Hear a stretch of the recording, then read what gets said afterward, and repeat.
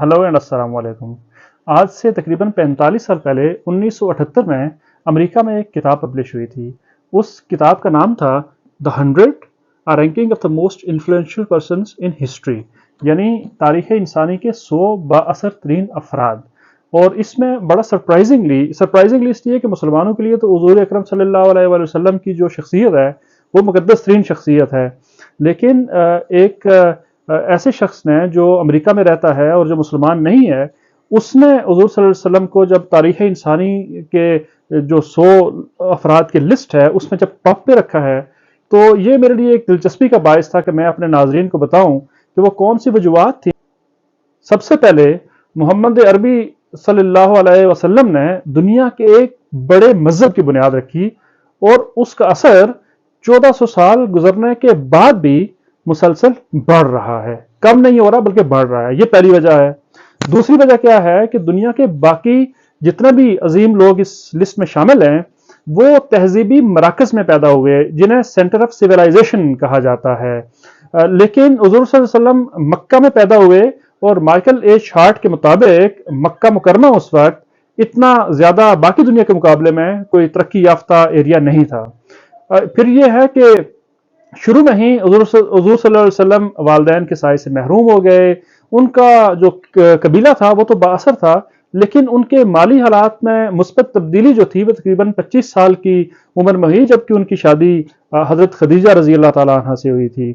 उस वक्त हुज़ूर अकरम के दौर में मक्का के लोग बहुत सारे खुदाओं की परस्तिश करते थे, लेकिन जब हुज़ूर सल्लल्लाहु अलैहि वसल्लम ने तौहीद का नजरिया पेश किया तो उन्होंने वहां के मकामी रवायती मजहबी नजरियात को चैलेंज कर दिया था। शुरू में तो करीबी लोगों में ही तबलीग का सिलसिला जारी रहा, लेकिन माइकल एच हार्ट के मुताबिक जब अकायद व नजरियात को अवामी सतह पर मुतारिफ करवाने का सिलसिला शुरू हुआ तो मक्का के लोगों ने उन्हें अपने लिए एक खतरा समझा। तो उस वक्त हुज़ूर सल्लल्लाहु अलैहि वसल्लम ने तकरीबन 622 में हिजरत मदीना फरमाई, और लेकिन हिजरत मदीना की वजह से उनकी जो सियासी ताकत थी उसमें एक बहुत ज्यादा इजाफा हुआ। ये हुजूर की जिंदगी का एक टर्निंग पॉइंट था। माइकल एच हार्ट के मुताबिक मक्का के मुकाबले में उन्हें मदीने में बहुत ज्यादा पजीराई मिली, उनके जो मानने वाले थे उन्हें बड़ी तेजी से इजाफा हुआ, और बाद में 630 में जब हुजूर अकरम फतेह मक्का के मौके पर वापस मक्का की तरफ आए तो उसके बाद इस्लाम जो है वो बहुत तेजी से फैलना शुरू हुआ और अरब कबाइल जोक दर जोक इस्लाम के दायरे में आना शुरू हुए।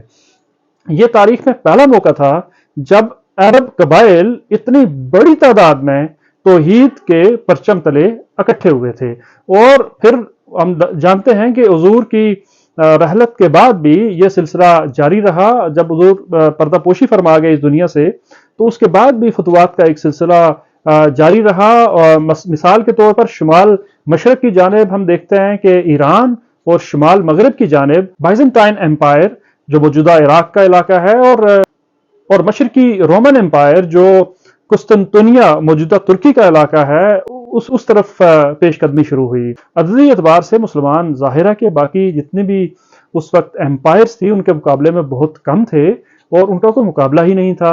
लेकिन मैदान जंग में मुसलमानों ने न सिर्फ मेसोपोटामिया बल्कि शाम और फलस्तीन तक अपनी फतवात के झंडे गाड़े। 642 में मिस्र को भी बाइजेंटाइन एम्पायर से छीन लिया गया, जबकि उससे पहले 637 में जंगे कादसिया में ईरानी फौज को भी मलिया मेट करके रख दिया गया था। जहां तक इस्लाम और ईसाइयत को फैलाने में इसके जो पैगंबर हैं उनका ताल्लुक है या उनके ज़ाती किरदार का ताल्लुक है या ज़ाती असर का ताल्लुक है, तो माइकल एच हार्ट के मुताबिक हज़रत ईसा का ईसाइयत फैलाने में उतना ज़्यादा ज़ाती किरदार नहीं है जितना इस्लाम फैलाने में हुज़ूर अकरम सल्लल्लाहु अलैहि वसल्लम का ज़ाती किरदार है।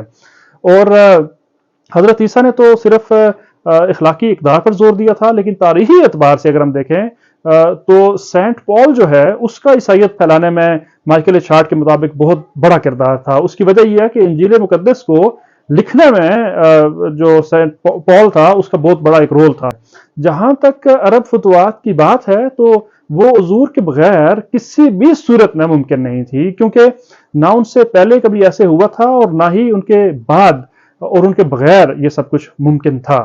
तो अरबों की ये फतवात बाकी दुनिया के लीडर्स के मुकाबले में बहुत मुख्तलिफ थी। अब इराक से मोरक्को तक हम देखते हैं और ईरान से इंडोनेशिया तक जितने भी अरब और इस्लामी ममालिक हैं वो अपनी ज़ुबान, तारीख और इस्लाम के रिश्ते में पुरोए हुए हैं। 1400 साल बाद भी अरबी ज़ुबान में लिखी गई किताब कुरान मजीद जो है उसकी मरकज़ी हैसियत है। गो के इन ममालिक में कई समाजी और सकाफती डिफरेंसेस हैं, लेकिन बहरहाल इस्लाम उनके लिए आज भी एक मरकजी नुक्ता है जिसके गिर्द सारे जमा हैं। इसलिए अरब फतवात जो 7वीं सदी में शुरू हुई थी आज भी उनका बड़ा गहरा असर है।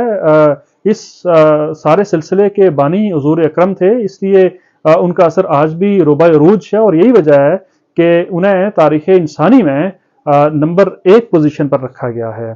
तो अब मैं सिर्फ एक छोटा सा एक्सर्प्ट आपकी समातों की नज़र करूंगा जो इस किताब में लिखा गया है माइकल एच हार्ट की जानिब से। वो ये लिखता है कि My choice of Muhammad to lead the list of the world's most influential persons may surprise some readers and may be questioned by others, but he was the only man in history who was supremely successful on both the religious and secular levels.